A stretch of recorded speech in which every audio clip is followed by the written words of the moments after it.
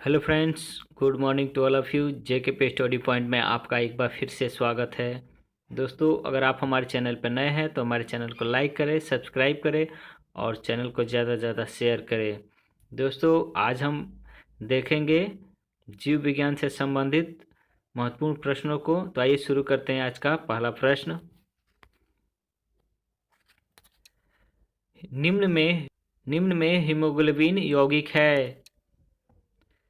Iron का, carbohydrate का, protein का, वसा का। तो आपका राइट आंसर होगा प्रोटीन का। हीमोग्लोबिन जो होता है वो प्रोटीन का यौगिक होता है, इसलिए आपका ऑप्शन सी राइट आंसर। अगला प्रश्न देखते हैं। प्रथम परखनली शिशु लुइस का जन्म कहाँ पर हुआ था? अमेरिका में, फ्रांस में, रूस में, इंग्लैंड में। तो आपका राइट आंसर होगा इंग्लैंड में। प्रथम प्रखनली शिशु लुइस का जन्म इंग्लैंड में हुआ था 25 जुलाई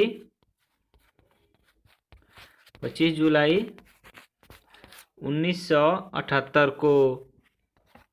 प्रथम प्रखनली शिशु लुइस का जन्म इंग्लैंड में हुआ था 25 जुलाई 1978 ईस्वी को, इसलिए आपका ऑप्शन डी राइट आंसर। अगला प्रश्न देखते हैं। निम्न में चिकित्सा शास्त्र का जनक कहा जाता है? चार्ल्स बेबेज को, हिप्पोक्रेटस को, लेवुजियर को, कोई नहीं। इनमें से आपका राइट आंसर होगा हिप्पोक्रेटस को, यानी कि चिकित्सा शास्त्र का जनक हम हिप्पोक्रेटस को कहते हैं, इसलिए आपका ऑप्शन बी राइट आंसर। अगला प्रश्न देखते हैं।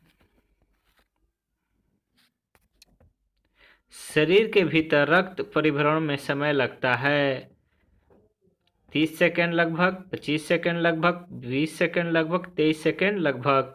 तो आपका राइट आंसर होगा 23 सेकेंड लगभग। हमारे शरीर में रक्त का परिभ्रमण मतलब माथे से लेकर और शरीर के निचले तल यानी पैर तक शरीर को रक्त को भ्रमण करने में मात्र 23 सेकेंड ही लगते हैं। 23 सेकेंड में पूरे बॉडी में जो रक्त का ब्लड का सर्कुलेशन है वो चारों तरफ दौड़ जाता है, इसलिए आपका option D right answer 23 second.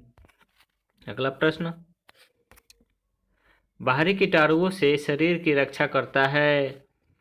श्वेत रक्त कणिकाएं, लाल रक्त कणिकाएं, ए और बी दोनों, कोई नहीं। तो आपका राइट आंसर होगा श्वेत रक्त कणिकाएं, यानी कि बाहरी कीटाणुओं से हमारे शरीर की रक्षा श्वेत रक्त कणिकाएं यानी कि WBC जिसे हम कहते हैं WBC, ये हमारे शरीर के कीटाणुओं की रक्षा करने का WBC काम करता है, यानी कि वो वाइट ब्लड कॉर्पोरेट जिसे हम के नाम से हम जानते हैं अंग्रेजी में, इसे जो हमारे शरीर के में कीटाणुओं से रक्षा करने का कार्य श्वेत रक्त कणिकाएं करता है। और ठीक है, इसलिए आपका ऑप्शन ए राइट आंसर। और हमारे शरीर में लाल रक्त कणिकाएं पाई जाती हैं। ठीक है, अगला प्रश्न देखते हैं। शरीर में ताप का नियमन मस्तिष्क के जिस अंग से होता है वह है हाइपोथैलेमस, पिट्यूटरी से, तंत्रिका तंत्र से, इनमें से सभी। तो आपका राइट आंसर होगा हाइपोथैलेमस। शरीर में ताप का नियमन मस्तिष्क के जिस अंग से होता है वो है हाइपोथैलेमस से, इसलिए आपका ऑप्शन ए राइट आंसर। अगला प्रश्न देखते हैं। निम्नलिखित में रुधिर को 4 वर्गों में बांटा था? लिनियस ने, मेंडल ने, लैंडस्टीनर ने, हिप्पोक्रेटस ने। तो आपका राइट आंसर होगा ऑप्शन सी लैंडस्टीनर ने। रुधिर को 4 वर्गों में लैंडस्टीनर ने बांटा था। जो ग्रुप है वो ए बी तथा ओ। लैंडस्टीनर में इन 4 ग्रुपों को रुधिरों को 4 रक्त समूह को भागों में 4 भागों में बांटा था, ए बी और ओ को। ठीक है, इसीलिए आपका ऑप्शन सी राइट आंसर। अगला प्रश्न देखते हैं। निम्न में दूध का रंग पीला होता है, कैल्शियम के कारण, कैरोटीन के कारण, एस्परजिल्स के कारण, कोई नहीं। तो आपका राइट आंसर होगा, तो आपका दूध का रंग पीला होता है वो है आपको कैरोटीन के कारण दूध का रंग पीला हो जाता है, इसलिए आपका option B right answer. Carotene जो है वो दूध को रंग पीला करने में सहायक होता है। अगला प्रश्न देखते हैं। निम्न में पत्तियों द्वारा बनाए भोजन को पौधे के अन्य भागों में पहुंचाता है। फ्लोएम, पत्तियां, टहनी, ए और सी दोनों। आपका राइट आंसर होगा फ्लोएम। फ्लोएम जो होता है वो पत्तियों द्वारा बनाए गए भोजन को पौधों के अन्य भागों में भेजने का काम फ्लोएम करता है, जिसके कारण जो भी रासायनिक तत्व या पदार्थ होते हैं वो पत्तियों द्वारा बनाए गए भोजन को पौधे के अन्य भागों में यानी कि जड़ तक या और शरीर पूरा पेड़ तक पहुंचाने का काम फ्लोएम करता है, इसलिए आपका ऑप्शन ए राइट आंसर। अगला प्रश्न देखते हैं। निम्न में हृदय धड़कन को नियंत्रित करने वाला हार्मोन है। थायरॉक्सिन, साइटोकिनिन, एड्रेनालिन, ए और सी दोनों। तो आपका राइट आंसर क्या होगा?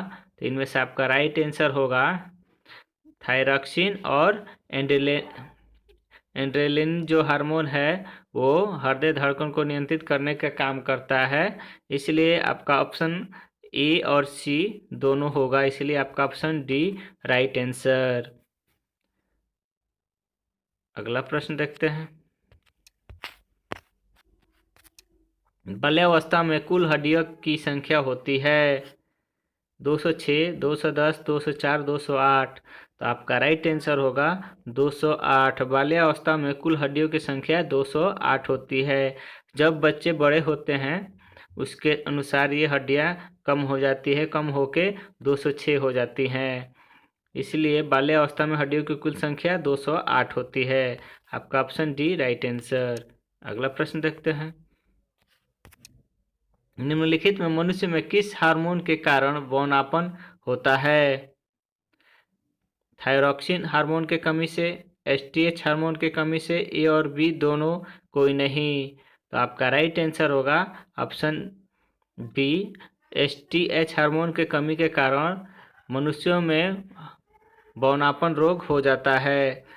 ठीक है, इस हार्मोन के कमी से जो होता है वो मनुष्य में इस एसटीएच हार्मोन के कमी से मनुष्य में बौनापन के जो कुछ हार्मोन होते हैं जो जिसकी कमी होने लगती है और इस एसटीएच हार्मोन के प्रभाव कम होने लगते हैं, जिसके कारण मनुष्य का अंग विकास नहीं करता है, जिससे वो छोटा और बौना हो जाता है। आपका ऑप्शन बी राइट आंसर। अगला प्रश्न देखते हैं। निम्न में बच्चों का मानसिक एवं शारीरिक विकास अवरुद्ध होता है। एड्रेनालिन हार्मोन के कमी से, थायरॉक्सिन हार्मोन की कमी से, एस्ट्रोजन हार्मोन की कमी से, इनमें से सभी। तो आपका राइट आंसर होगा थायरॉक्सिन हार्मोन की कमी से जो है वो बच्चों के मानसिक एवं शारीरिक विकास अवरुद्ध हो जाता है, इसलिए आपका option B right answer. Thyroxine hormone जो है वो मानसिक और शारीरिक रूप से बच्चों को अवरुद्ध करने का, इसके कमी के कारण उनका बच्चों का जो मानसिक और शारीरिक विकास होता है वो अवरुद्ध हो जाता है, रुक जाता है थायरॉक्सिन हार्मोन के कमी से। ठीक है, इसीलिए आपका ऑप्शन बी थायरॉक्सिन हार्मोन की कमी से राइट आंसर। अगला प्रश्न देखते हैं। शरीर में ऑक्सीजन का परिवहन निम्नलिखित में से होता है। इंसुलिन द्वारा, प्रोटीन द्वारा, हीमोग्लोबिन द्वारा, इनमें से कोई नहीं।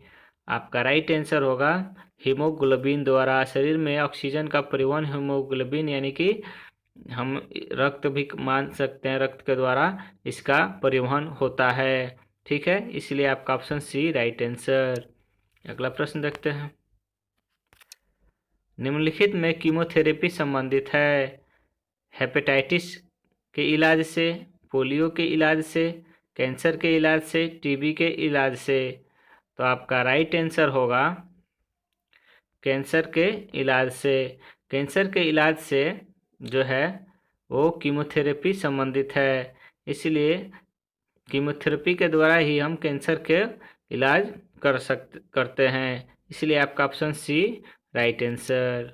अगला प्रश्न देखते हैं। खाद्य पदार्थ को खराब होने से बचाने के लिए प्रयुक्त होता है एसिटिक अम्ल, अल्कजिलिक अम्ल, साइट्रिक अम्ल, इनमें से सभी। तो आपका राइट आंसर होगा एसिटिक अम्ल। खाद्य पदार्थों को खराब होने से बचाने के लिए हम एसिटिक अम्ल का प्रयोग करते हैं, जिससे खाद्य पदार्थ जो है वो खराब नहीं होते हैं एसिटिक अम्ल के द्वारा, इसलिए आपका option A right answer. Acetic अम्ल में हम खाद्य पदार्थ को रखते हैं जिससे वो सुरक्षित रहते हैं। अगला प्रश्न देखते हैं। पेंसिल एक उत्तम प्रतिजैविकी है जो प्राप्त होता है। पेनिसिलिन एक उत्तम प्रतिजैविकी है जो प्राप्त होता है फफूंदी से, फंगस से, कवक से, शैवाल से। तो इनमें से आपका राइट आंसर होगा कवक से। पेनिसिलिन एक उत्तम प्रतिजैविकी है जो कवक से हमें प्राप्त होता है, इसलिए आपका ऑप्शन सी राइट आंसर। अगला प्रश्न देखते हैं। निम्न में पौधों के लिए प्राणदायिनी गैस है oxygen, methane, helium, carbon dioxide. तो आपका राइट आंसर होगा सी। आप सबको दोस्तों पता होगा कि पौधों के लिए प्राणदायिनी गैस कार्बन डाइऑक्साइड यानी कि CO2 गैस है। ठीक है, हम पौधे हमसे ऑक्सीजन की प्राप्ति करते हैं और हमें वो कार्बन डाइऑक्साइड पौधे जो है हमसे कार्बन डाइऑक्साइड प्राप्त करते हैं और हमारे लिए ऑक्सीजन प्रदान करते हैं, जिसे हम ऑक्सीजन ग्रहण करते हैं और पौधे अपने लिए कार्बन डाइऑक्साइड को लेते हैं। ठीक है, इसलिए आपका ऑप्शन डी राइट आंसर। अगला प्रश्न देखते हैं। निम्न में एंटीबॉडीज के निर्माण में सहायक होता है कार्बोहाइड्रेट, कैल्शियम, प्रोटीन, फास्फोरस। आपका राइट आंसर होगा प्रोटीन। एंटीबॉडीज के निर्माण में सहायक होता है वो है प्रोटीन। प्रोटीन एंटीबॉडीज के निर्माण में प्रोटीन का काफ़ी सहयोग होता है और सहायता करता है। ठीक है, इसलिए आपका ऑप्शन सी राइट आंसर। अगला प्रश्न देखते हैं। निम्न में कोशिका भित्ति अनुपस्थित होता है पादप कोशिका में, जंतु कोशिका में, फफूंदी शिराओं में, इनमें से कोई नहीं। तो आपका राइट आंसर होगा जंतु कोशिका में। कोशिका भित्ति जो अनुपस्थित होती है वो जंतु कोशिका में, इसलिए आपका ऑप्शन बी राइट आंसर। अगला प्रश्न देखते हैं। केला फल में निम्नलिखित में से नहीं पाया जाता है आयरन, कैल्शियम, बीजपत्र। तो आप सबको पता होगा दोस्तों कि केला फल में बीज नहीं पाया जाता है, इसलिए आपका ऑप्शन सी राइट आंसर। केला ऐसा फल है जिसमें बीज नहीं पाया जाता है। आपका ऑप्शन सी राइट आंसर। अगला प्रश्न देखते हैं। बंदे के गुर्दे से पोलियो के वायरस लेकर और उन्हें अक्रिय करके बनाया जाता है टीबी रोग का टीका, एड्स का टीका, चेचक का टीका, पोलियो रोग का टीका। तो आपका राइट आंसर होगा आपका ऑप्शन डी पोलियो रोग का टीका। बंदे के गुर्दे से यानी कि दिल को निकाल कर हम पोलियो रोग का टीका बनाते हैं और उसको पोलियो को जो ग्रसित है या नहीं भी ग्रसित है उन बच्चों को पिलाया जाता है कि उन लोगों को पोलियो की बीमारी ना हो। ठीक है, वैसे तो हमारा भारत देश पोलियो मुक्त कर दिया गया है, इसलिए आपका ऑप्शन डी राइट आंसर। ठीक है दोस्तों, याद रखना बंदे के गुर्दे से पोलियो का वायरस लेकर उसका निर्माण किया जाता है। किसका? तो पोलियो रोग का टीका का। आपका ऑप्शन डी राइट आंसर। सर्वप्रथम मनुष्य में वर्धनता का वर्णन निम्न में से किया था। लैंडस्टीनर ने, लैमार्क ने, होनर ने, ए और बी दोनों। आपका राइट आंसर होगा होनर ने सर्वप्रथम वर्धनता का वर्णन किया था। इन्होंने इसका वर्धनता का वर्णन 1881 ईस्वी में किया था। इसलिए आपका ऑप्शन सी राइट आंसर। अगला प्रश्न देखते हैं।